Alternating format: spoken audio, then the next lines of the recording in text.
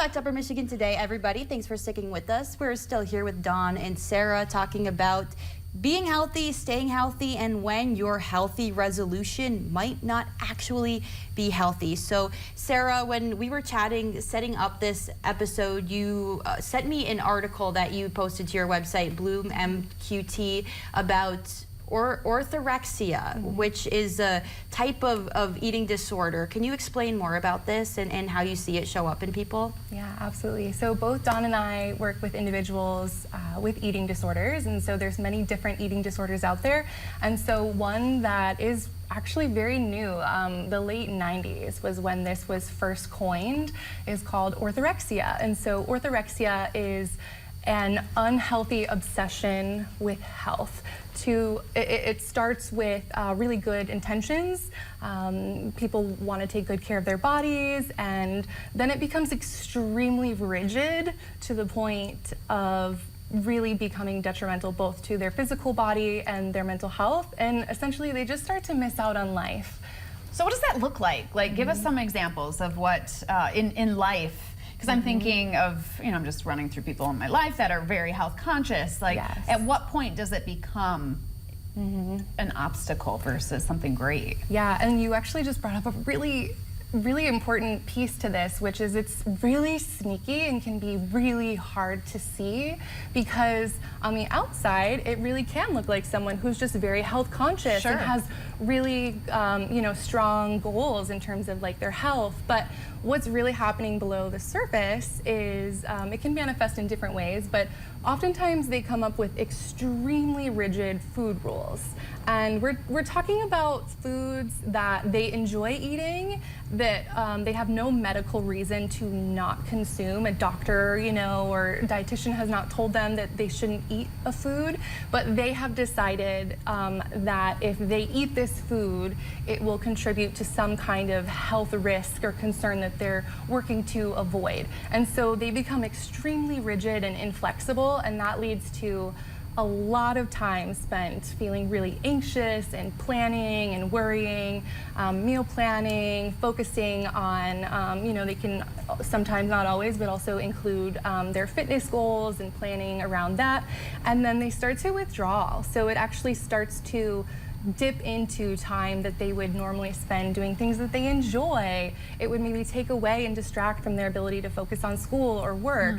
And a huge thing that I see very commonly is they tend to avoid eating around other people completely. And if you think about us, especially Americans, like as humans, we love to enjoy company with our food. Sure. And they just completely don't do that. Even like at home with like family members, loved ones, they can't even eat comfortably around people that they love. Interesting. Yeah, so they just really miss out on life. Okay. So what can we do to combat that? How can we pay attention to our nutrition? Yeah. But also make sure we're still enjoying life? I think it kind of stems back to that flexibility piece, and that looks different for everybody. Kind of just to jump off of what Sarah had mentioned about that rigidity, like what that might look like. And as Sarah mentioned, a lot of the times these individuals are really well-intentioned. Maybe they're focusing on health, or maybe they have a family history of chronic diseases like diabetes or cancer or heart disease, and they're really wanting to make sure that they're setting their body and their mind up for success, which is great, right? Like we all want that for ourselves and those in our lives. And what ends up happening is that kind of pursuit of health.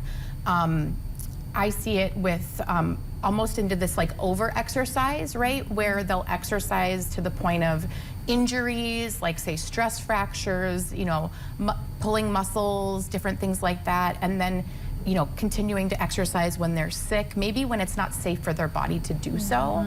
And then from a food perspective, they kind of will narrow down the acceptable foods that they allow themselves to eat to sometimes I've had clients that will only eat 6 different foods. And they'll eat those foods throughout the course of the day, sometimes 6 times throughout the day. But what happens is they're not able to meet their nutritional needs with so little variety in foods. And those foods kind of trend based on what diets are popular in our society. So right now, like protein is kind of like the big flashy king macronutrient.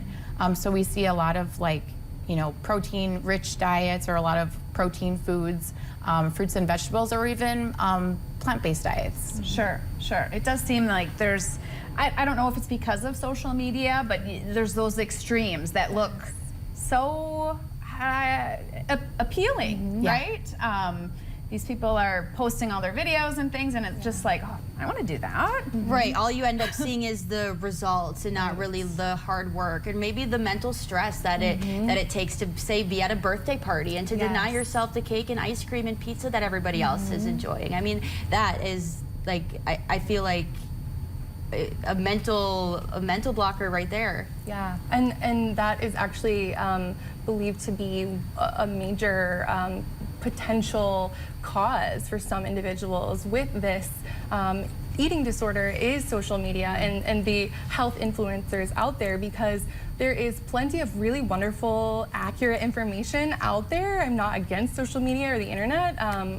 Both of us, you know, utilize it for work, and there's so many great things that it brings us, but it can also really make things look the way that they're not. Sure. All right, well, let's take another break and talk a little bit more about balance and how to focus in, but also dial her back. I feel like it's this game of like, hey, so I have a couple more questions too. Okay, we'll be right back. Well, a lot more. We'll be right back.